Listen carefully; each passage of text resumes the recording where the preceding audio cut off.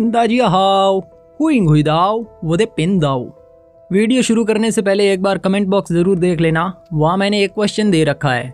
आप सभी उसके बारे में क्या सोचते हैं या आपकी क्या राय है, कमेंट बॉक्स में लिखकर ज़रूर बताना। तो शुरू करते हैं आज के एक्सप्लेनेशन को। Who rules the world episode 6। Episode 6 की शुरुआत वहीं से होती है जहाँ एपिसोड 5 एंड हुआ था। हेई अपने पिता से कहता है कि मैं बहुत टाइम से बीमार हूँ। इसी दौरान मैंने कई मेडिकल बुक्स पढ़ी, वहाँ मुझे लानवेई फ्लोवर का पता चला जिससे किसी भी जानवर को कुछ टाइम के लिए पाला जा सकता है। इसलिए मैंने बिना किसी जानवर को चोट पहुँचाए उन्हें पकड़ लिया। यही था हेई का सेकंड प्लान। हेई की बात सुनकर लॉर्ड फेंग भी खुश होते हैं और तलवार उसे दे देते हैं। हंट के बाद फेंग चू वापस अपने कमरे में आती है और यानशू से कहती है कि तुम फाउंटेन अबोर्ड में जाओ और वहाँ से सेकंड प्रिंस लांशी के बारे में जो कुछ भी पता कर सकते हो करो। यानशू कहता है कि सेकंड प्रिंस ने पहली बार सभी का ध्यान अपनी ओर खींचा है, इसमें उसके बारे में पता करने की क्या ज़रूरत है, सभी जानते हैं कि वो कमज़ोर है। इस पर फेंग चिऊ कहती है कि लांसी ने कई सालों से सभी को बेवकूफ़ बनाकर रखा है, वो सिर्फ कमज़ोर होने का नाटक कर रहा है। आगे चुआन यू हुआन से पूछता है कि मास्टर इतने टाइम से कमज़ोर होने का दिखावा क्यों कर रही हैं। इस पर हुआन कहती है कि हेई की मॉम लॉर्ड फेंग की पहली वाइफ थी। उस टाइम उन्हें पता चला कि लॉर्ड फेंग बाइली को पसंद करते हैं, तो उन्होंने बाइली को पैलेस में रहने बुला लिया। उस टाइम तक लांशी का जन्म नहीं हुआ था, पर बाइली का एक बेटा था जो कि फेंगचांग है। जब लांशी का जन्म हुआ तो बाइली भी उन्हें अपने बेटे की तरह मानने लगी, पर लांशी की मॉम के मरने के बाद बाइली ने अपने असली रंग दिखाने शुरू कर दिए।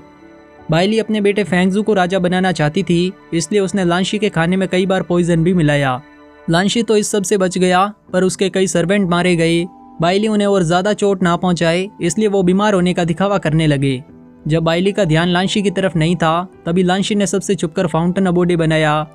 अब बाइली टेंपल में है और जल्दी पैलेस वापस आने वाली है, इसलिए लांशी अभी भी अपनी पावर छुपा कर रखते हैं। आगे जोंगली हेई से कहता है कि हम बाई फेंगशी को मैसेज नहीं दे सके, वो तियानशुआंग सेक्ट में नहीं है। हमें पता चला है कि वो माँ फैमिली के यहाँ गई हुई है।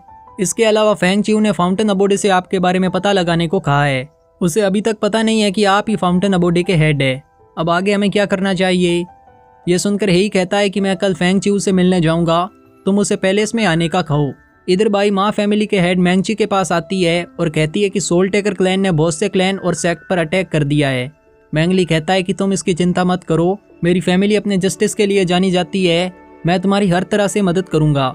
बाई कहती है कि मैं आपके पास मदद लेने नहीं आई हूँ, मुझे पता चला है कि सोल टेकर क्लैन का अगला टारगेट आपकी फैमिली है।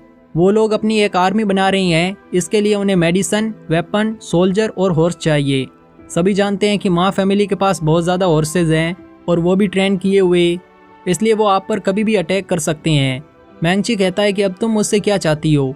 बाई कहती है कि हम आपको प्रोटेक्ट करेंगे, पर आपको भी हमारा साथ देना होगा। आगे हेई फेंग चिऊ से मिलने जाने लगता है, तभी फेंगचांग वहाँ आ जाता है। हेई उसे वहाँ पर आने का कारण पूछता है, तो फेंगचांग एंग्री होते हुए कहता है कि क्या तुम नहीं जानते कि मैं यहाँ क्यों आया हूँ? तुमने मुझसे झूठ क्यों बोला कि तुम शिकार नहीं करोगे? हेई कहता है कि मैंने झूठ नहीं बोला था, मेरी जगह चुआन यू और चुआन यून शिकार करने गए थे और तुमने मुझसे इस बारे में पूछा नहीं, इसलिए मैंने भी बताया नहीं। यह सुनकर फेंगचांग चुप हो जाता है, क्योंकि उसके पास अब कहने के लिए कुछ भी नहीं बचा था। वो हेई से पूछता है कि जब पिताजी और फेंगजू तुमसे मिलने हॉट स्प्रिंग पैलेस आए थे, तब तुम वहाँ पर नहीं थे, क्या तुम बताओगे कि तुम कहाँ पर गए थे? हेई फेंगचांग को फाउंटेन अबोर्ड के बारे में नहीं बता सकता था, इसलिए वो बेहोश होने की एक्टिंग करने लगता है। हेई की हेल्थ खराब होते देख फेंगचांग उसे आराम करने को कहता है और वहाँ से जाने लगता है। तभी हेई उसे एक बॉक्स देता है और कहता है कि मैंने तुम्हारे लिए कुछ बनाया है, क्या तुम इसे ओपन करके नहीं देखना चाहोगे? यह सुनकर फेंगचांग कहता है कि यह बॉक्स तुमने मुझे दिया है, तो इसमें कोई ख़राब चीज़ तो होगी नहीं, और अगर ये ख़राब हुई तो भी मैं इसे अपने पास ही रखूँगा। फेंगचांग के जाने के बाद हेई फेंग चिऊ के पास आता है। वो उससे पूछता है कि तुमने फाउंटेन अबोर्ड को मेरे बारे में पता लगाने को क्यों कहा, क्या मैं इसका कारण जान सकता हूँ? ये सुनकर फेंग चिऊ कहती है कि मैं बस इतना जानना चाहती थी कि आप कमज़ोर बनकर क्यों रहते हैं, पर मैंने ये नहीं सोचा था कि आप ही फाउंटेन अबोर्ड के हेड है, आपने ये सबसे छुपा कर रखा। हेई कहता है कि मैं जितना छुपकर काम करूँगा मेरे लिए उतना ही अच्छा है। वैसे तुम मुझसे अब क्या चाहती हो? फेंग चिऊ कहती है कि मैं आपका साथ देना चाहती हूँ, मैं भी आपके फाउंटेन अबोर्ड में शामिल होना चाहती हूँ। इस पर हेई कहता है कि मैं जानता हूँ कि तुम मेरे लिए लॉयल रहोगी, अगर मैं तुम्हें अपने साथ मिलाता हूँ तो उससे मेरा क्या फ़ायदा होगा? फेंग चिऊ कहती है कि मैं फेंग फैमिली की हेड हूँ, यानी मेरी फैमिली आपको सपोर्ट करेगी, बदले में मैं बस इतना चाहती हूँ कि आप भी मुझ पर भरोसा रखें। फाउंटेन अबोडे में शामिल होने का फेंग चांग का बस एक ही रीज़न था और वो था कि वो हेई को पसंद करती थी और हमेशा उसके साथ रहना चाहती थी। आगे सोल टेकर क्लैन के लोग माँ फैमिली को मारने आते हैं। वो लोग जैसे ही मेंशन में एंटर करने लगते हैं तभी उन पर बाई और उसके बाकी साथी हमला कर देते हैं। सोल टेकर क्लैन के लोग इस अचानक के अटैक के लिए तैयार नहीं थे और इसीलिए सब मारे जाते हैं। अब जियान दे मैंगची से कहते हैं कि सोल टेकर क्लैन इतनी आसानी से हार नहीं मानेगा, इसलिए मैं कुछ दिन यहीं तुम्हारे पास रहूँगा। इधर जोंगली हेई को बताता है कि सोल टेकर क्लैन ने माँ फैमिली पर अटैक किया था, पर बाई और उसके साथियों ने उन्हें रोक दिया। पर हमें पता चला है कि सोल टेकर क्लैन के पास 10 सबसे ताकतवर वॉरियर्स है और उनमें से 6 3 दिन बाद माँ फैमिली को मारने आ रही हैं। यह सुनकर हेई कहता है कि अब लगता है मुझे भी वहाँ पर जाना होगा।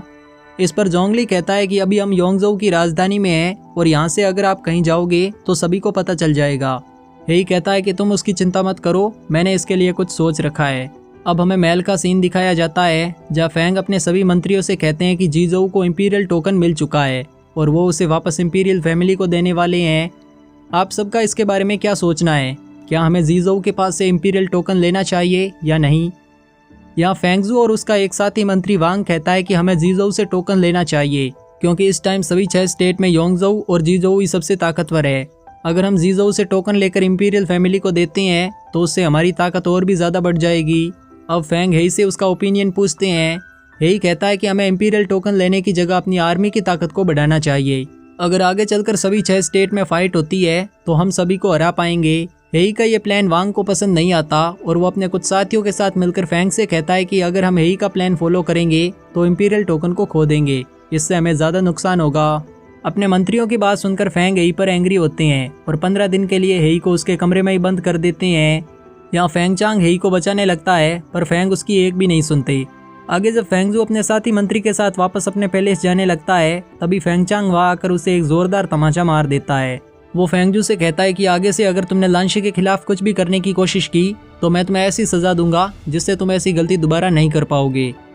फेंग चांग के वहाँ से जाने के बाद फेंगजू अपने आप से कहता है कि एक बार मॉम को वापस आ जाने दो, फिर देखता हूँ कि तुम क्या कर सकते हो। अब हम हेई को देखते हैं जिसे अपने कमरे में कैद किया गया था।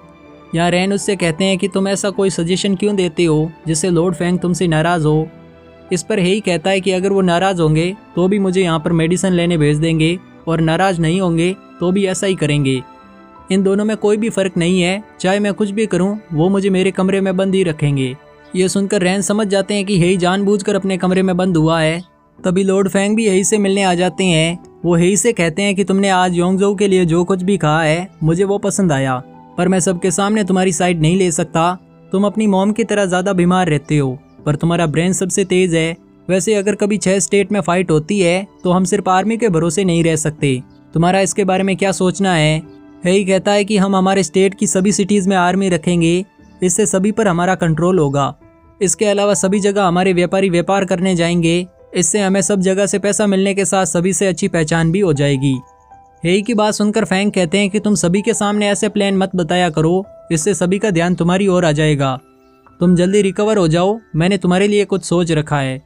हेई कहता है कि मैं ज़्यादा टाइम बीमार रहता हूँ इसलिए आपकी मदद नहीं कर सकता, मैं बस अब कुछ दिन आराम करना चाहता हूँ। इस पर फेंग उसे आराम करने का कहकर वहाँ से चले जाते हैं। आगे हेई माँ फैमिली के पास जाने के बारे में रैन को बताता है। रैन अपने बेटे चुआनयू से पूछते हैं कि हेई माँ फैमिली के पास क्यों जा रहा है। इस पर चुआनयू कहता है कि बाई को हेई की मदद चाहिए, इसलिए हेई उसकी मदद करने माँ फैमिली के पास जा रहा है। इधर सोल टेकर क्लैन के 6 वॉरियर्स मैंगची को मारने आते हैं, पर बाई और तियान शुआन सेक्ट के सभी लोग वहीं पे होते हैं और सभी वॉरियर्स से फाइट करने लगते हैं। यह फाइट बहुत टाइम तक चलती है और इसी दौरान जियानदे को चोट लग जाती है।